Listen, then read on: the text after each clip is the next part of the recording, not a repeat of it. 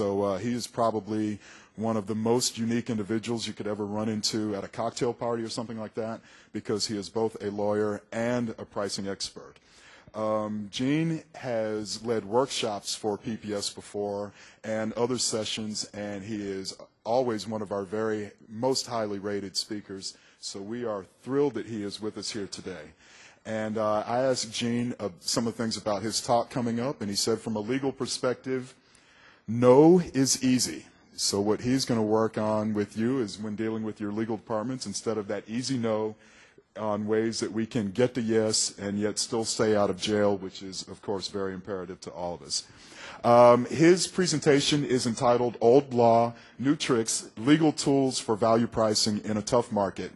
And he is a rather unique specialist in marketing and trade regulation law and pricing. And he's going to answer some specific questions for us today, such as how do I have to treat all my customers? Do I have to treat them the same? And also he's going to look at pricing and promotional discounts, and we'll focus on resale prices and signaling, all while staying incarceration free, which is very important. So everyone, please, let's welcome Gene Zelek.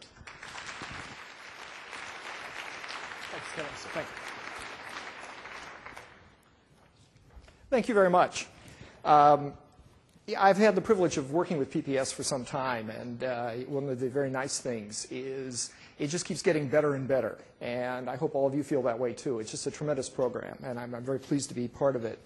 Now, my part of the program may not quite live up to that billing, but you be the judge.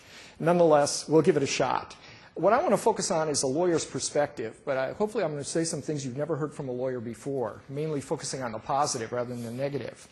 I see myself as an enabler, not a roadblock.